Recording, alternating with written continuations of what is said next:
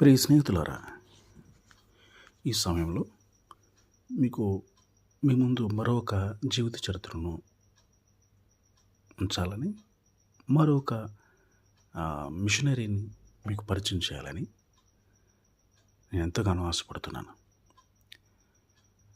ఎగర్టన్ రైర్సన్ young అనే ఒక మిషనరీని, ఆ మిషనరీ జీవిత చరిత్రను మీ ముందు ఉంచాలని ఆశపడుతున్నాను.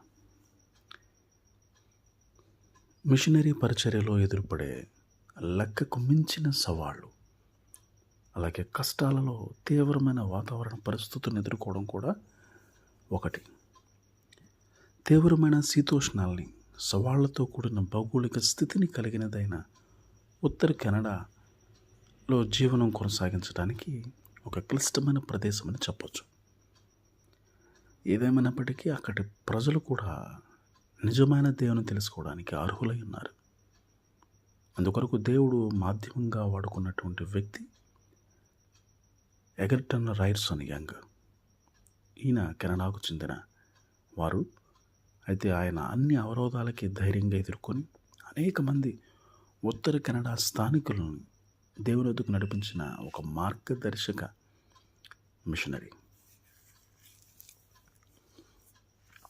సువార్తను ప్రకటించే స్థితిగతుల మధ్య పెరిగిన ఎగర్టన్ మొదటి నుండి కూడా నశించున్న ఆత్మల కొరకు భారాన్ని కలిగి ఉన్నారు.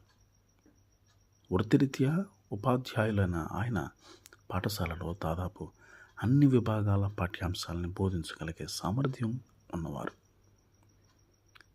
1867 సంవత్సరంలో వెస్లియన్ మెథడిస్ట్ చర్చ్ వారి చేత సేవ చేయడానికి నియామక అభిషేకం పొందిన తర్వాత, ఆర్డైన్డ్ అయిన తర్వాత ఒక మిషనరీగా రూపర్ట్స్ ల్యాండ్ అనే ప్రాంతంలో స్థానికుల మధ్య సేవ చేయడానికి పంపించబడ్డారు. అయితే ఇంటి వద్ద లభించేటువంటి సౌఖ్యాలను విడిచిపెట్టి తన భార్య అయిన ఎలిజబెత్ ఎగర్టన్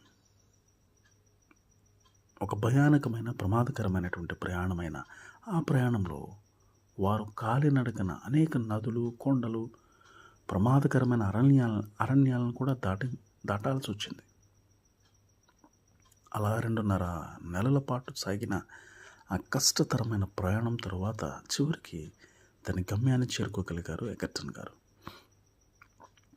అక్కడ ఆయన ఒక గ్రామం నుండి మరొక గ్రామానికి ప్రయాణిస్తూ స్థానికులను వారి గృహాల్లో సంధించి వారికి నిత్య జీవ మార్గాన్ని బోధించారు. సువార్తను ప్రకటించడం కొరకు చేసిన తన ప్రయాణాలలో అనేకమైన ఘోరమైన ప్రమాదాలని, ఇబ్బందులను కూడా ఆయన ధైర్యంగా ఎదుర్కొన్నారు.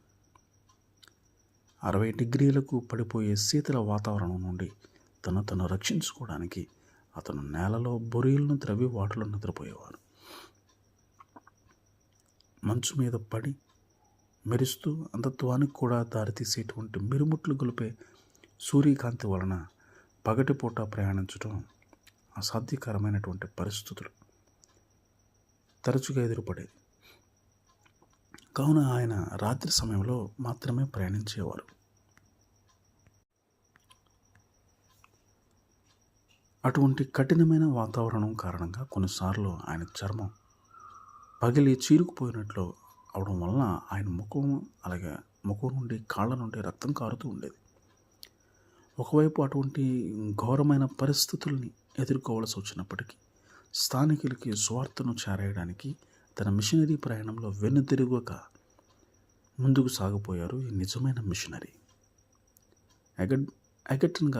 ఎగర్టన్ పరిచర్య మూలంగా అనేక మంది స్థానికులు క్రీస్తును అంగీకరించారు.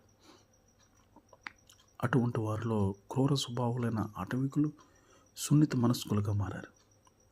భయాన్ని కోల్పోయేవిగా ఉండే వారి విగ్రహాలను వారు తీసేశారు. మిక్కుటమైన క్లిష్ట పరిస్థితుల మధ్య నశిస్తున్న ఆత్మలను వెతుక్కుంటూ వెళ్ళిన ఎగర్టన్ తర్వాత అమెరికా, గ్రేట్ బ్రిటన్, ఆస్ట్రేలియా దేశాలను పర్యటించి మహిమకరమైన మిషనరీ మార్గాన్ని ఎంచుకోమని విశ్వాసులు ప్రోత్సహిస్తూ తన జీవితపు చివరి సంవత్సరాలను గడిపారు. ప్రియ స్నేహితులారా, మీరు దేవుని సేవ చేస్తున్నప్పుడు కలిగేటువంటి అసౌకర్యాల గురించి ఫిర్యాదు చేసేవారుగా ఉన్నారా? అయితే ఎగర్టన్ రైట్స్ అనే గారి యొక్క మిషనరీ జీవిత చరిత్ర మీకోసమే.